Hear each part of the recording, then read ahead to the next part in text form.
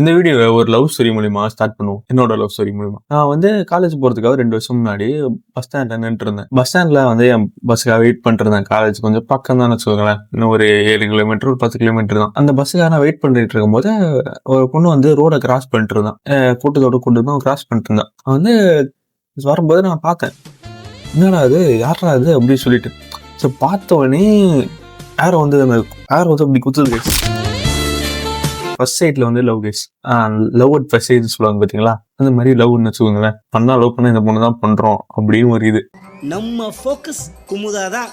அதுல வந்து இந்த பொண்ணு பின்னாடி நான் வந்து சுத்த ஆரம்பிச்சிட்டேன்.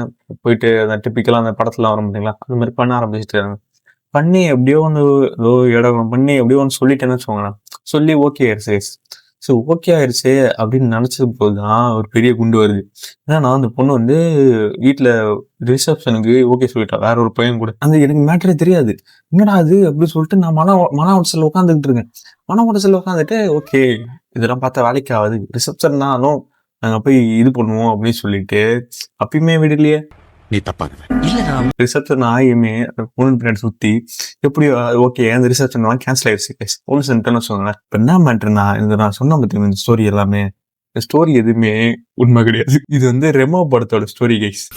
இப்ப என்ன பிரச்சனைனா இப்ப லவ் ஸ்டோரி எனக்கு இல்ல பாத்தீங்களா? தான் பிரச்சனை. சரி இது நம்ம மட்டும் தான் அப்படி இருக்குமா? நம்ம தான் செட் ஆகல, நீ சரிப்பட்டு வர மாட்ட அது மாதிரி இருக்குமா?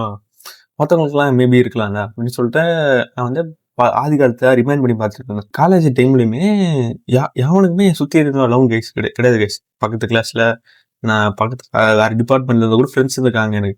நான் நோட்டீஸ் பண்ண வரைக்குமே யாருமே அந்த லவ் எல்லாம் பண்ணல கைஸ். டேட் கூட நிறைய பேர் பண்ணல. கொஞ்சம் ரொம்ப மைனாரிட்டியான பேர் மட்டும் தான் ரிலேஷன்ஷிப்ல இருந்தாங்க. வேற லெஃப்டே நீடலாம் எத்தனை கம்பல்ஸ் இருக்காங்க காலேஜ்ல அப்படின்னு சொல்லிட்டு அந்த அளவுக்கு மோசமா இருந்துச்சு. அப்பேரண்ட்லி எதுக்கு வந்து டேர்ம் ஒன்று சொல்றாங்க. அந்த டேர்ம் பேர் தான் டேட்டிங் ரிசர்ச்னு சொல்றாங்க கைஸ்.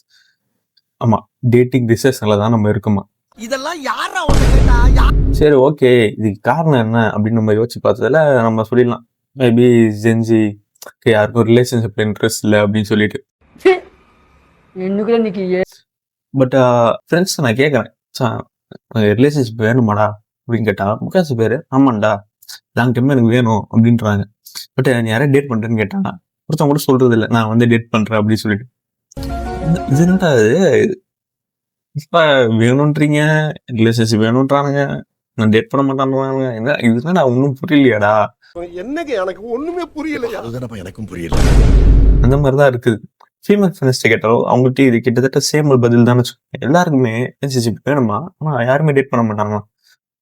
Really bro. ஓகே இது கண்டுபிடிக்கிறதுக்கு நீங்க வந்து உங்களை வந்து இமேஜின் பண்ணிக்கோங்க. நீங்க வந்து ரிலேஷன்ஷிப் கண்டுபிடிக்கணும்னா நீங்க என்ன பண்ணணும் அப்படின்னு சொல்லிட்டு. ஸோ ஸ்டார்டிங் வந்து நம்ம எல்லாம் பண்ண வேண்டியது நீங்கள் பண்ண வேண்டியது என்னது டேட்டிங் ப்ரொஃபைல் கிரியேட் பண்ணுறது. டேட்டிங் ப்ரொஃபைல் எல்லாத்தையும் ஏதாவது ஒன்று கிரியேட் பண்ணிட்டு ஹிஞ்சு டிண்டர் எல்லாத்தையும் கிரியேட் பண்ணிட்டீங்களா? கிரியேட் பண்ணிட்டு ப்ரொஃபைலை செட் பண்ணிட்டு டேட்டை வந்து ஸ்வைப் பண்ண ஆரம்பிச்சிடுவீங்க. ஸ்வைப் பண்ணிட்டு ஏதோ ஒன்று முக்காசி டைம் என்ன ஆகும்னா உங்களுக்கு ப்ரொஃபைலில் யாருக்குமே மேட்ச் ஆக மாட்டாங்க. நீங்கள் பையனாக இருந்தீங்கன்னா முக்காசி டைம் நீங்கள் மேட்ச் உங்களுக்கு கிடைக்கவே கிடைக்காது. நீங்க பொண்ணா இருந்தீங்கன்னா மேட்ச் உங்களுக்கு நிறைய கிடைக்கும். பொண்ணுங்களுக்கு வேற டிஃபரன்ஸ் பிரச்சனை இருக்குது. டேட்டிங் இதுல வந்து பொண்ணுங்களுக்கு வந்து கிடைக்கிற ரிக்வஸ்ட் எல்லாமே ஒரு மாதிரி சொல்றது சர்ஃபேஸ் லெவல் அந்த மாதிரி ரிக்வஸ்ட். நீ தப்பானவன் தான். பொண்ணுங்க சைட் பிரச்சனை. பசங்களுக்கு முக்காசி டைம் யாருக்குமே ரிக்வஸ்ட் அக்செப்டே ஆக மாட்டேங்குது. ஸோ அதை மீறியும் நீங்க வந்து மாசா இருக்கீங்க உங்களுக்கு அக்செப்ட் ஆயிடுச்சுன்னா டேட் போகணும்ல. டேட் போறதுக்கு ஏதோ ஒரு கேஃபே ஃபேன்சி கேஃபே எங்கேயாவது ஃபர்ஸ்ட் இம்ப்ரெஷன் கிரியேட் பண்ணிட்டு நல்ல பிளேஸா கூட்டு போவீங்க. கரெக்டா கூட்டு போயிட்டு பில்லு வந்து ஒரு 1000 ரூபாய் 2000 ரூபாய் வரும். இது வந்து நிறைய பேருக்கு ஃபீஸபிள் கிடையாது. ப்ரோ டேட்டிங்லாம் ரொம்ப காஸ்ட்லியா இருக்கு ப்ரோ. எப்படி ப்ரோ பண்றது? வரது எனக்கே பத்த மாட்டேங்குது. ஸோ அதனால நான் ஏன் மேலே ஃபோக்கஸ் பண்ணுறேன். டேட்டிங்லாம் அப்புறமா காசு வந்ததுக்கப்புறம் பண்ணிக்கலாம் அப்படின்னு நிறைய பேர் சொல்கிறானுங்க. ஸோ ஓகே ப்ரோ நான்லாம் ஒன்றை ப்ரோக்கி கிடையாது ப்ரோ என்கிட்டலாம் காசு இருக்கு ப்ரோ அப்படின்னு சொன்னீங்கன்னா கரெக்டு தான். ஸோ அப்புறம் எதுக்கு ரிச் பீப்புளும் டேட் பண்ண மாட்டாங்க அப்படின்னு ஒரு கேள்வி எனக்கும் வர ஆரம்பிச்சிச்சு. சரி உங்ககிட்ட காசு இருக்கு, சரி டேட் போயிட்டு இருக்கீங்க, எத்தனை டைம் வேணா போறீங்க, காசு உங்களுக்கு பிரச்சனை இல்லை, இப்படியுமே ஏன் நிறைய பேருக்கு ரிலேஷன்ஷிப்ல இருக்க மாட்டாங்க அப்படின்னு கேட்டதுக்கு நிறைய பேர் பதில் என்னன்னா ட்ரஸ்ட் இஷ்யூஸ். ரீசெண்டா கூட ஒரு பொண்ணு வந்து மலையில தள்ளி விட்டா ஒரு பையனை ஞாபகம் இருக்குங்களா? அந்த கேஸ் வந்து எம்ஜி நானா போட்டு மில்க் பண்ணிட்டு இருக்காரு. அந்த கேஸ் வந்து லைக் அந்த மாதிரி கேஸ் நிறைய ரீசெண்ட் டைம்ல நிறைய வந்துச்சு. நீங்க எல்லாமே பார்த்துருப்பீங்க. சோசியல் மீடியா தொடர்ந்து நிறைய அந்த மாதிரி கேஸ் தான் வந்துகிட்டு இருக்கும். ரீசெண்ட் ஒரு 2-3 வருஷமா.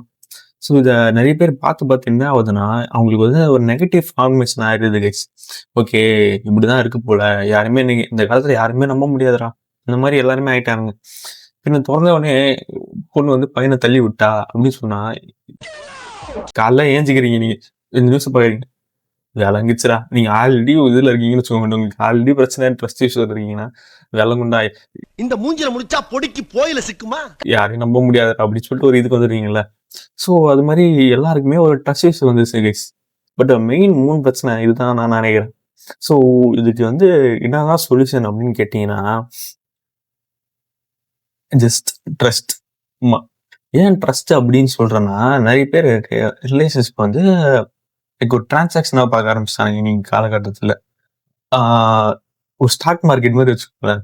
ரிலேஷன்ஷிப் இப்ப நான் சொன்ன வரைக்குமே இது எல்லாமே எப்படி இருக்கும்னா, ஒரு ஸ்டாக் மார்க்கெட் இன்வெஸ்ட் பண்ற மாதிரி இருக்கும். நான் வந்து நீங்க காசுன்னு சொன்னேன், அப்புறம் ட்ரஸ்ட் இஷ்யூஸ் எல்லாமே பார்த்தீங்கன்னா ஒரு ஃபார்ம் ஆஃப் கரன்சின்னு வச்சுக்கோங்களேன். ட்ரஸ்ட்ன்றது ஒரு ஃபார்ம் ஆஃப் கரன்சி தானே. நிறைய பேர் எனக்கு இன்னைக்கு இன்வெஸ்ட் பண்ண விரும்புறேன்.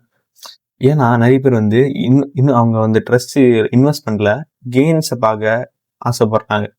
ஓகே, நம்ம போட்டா லாஸ் ஆகிடும், அதெல்லாம் போடவே தேவையில்ல, எதுக்கு போட்டுக்கிட்டு அப்படின்னு சொல்லிட்டு இது பண்ணிட்டு இருக்காங்க. ஆனா நிறைய பேர் புரியாது என்னன்னா, ரிலேஷன்ஷிப் வந்து ஸ்டாக் மார்க்கெட் கிடையாது கைஸ். ரிலேஷன்ஷிப் ஸ்டாக் மார்க்கெட்டா நீங்க போட்டு அதில் வந்து ப்ராஃபிட் எதிர்பார்க்கறதுக்கு மேபி உங்களுக்கு ஒரு டைம் செட் ஆகாம போகலாம். பட் அதை டேக் பண்ணிட்டு மூவ் ஆன் ஆகுறது தான் லாங் டைம்ல சொசைட்டிக்கு எல்லாருக்குமே நல்லதுன்னு நான் நம்புறேன். So try love. ஸோ அதுக்கு தான் இந்த வீடியோ. பிடிச்சிருந்தா லைக் பண்ணுங்க, உங்க கருத்துங்கள் கமெண்ட்ல பண்ணுங்க. ஸோ இந்த மாதிரி நிறைய வீடியோஸோட நம்ம வருவோம்.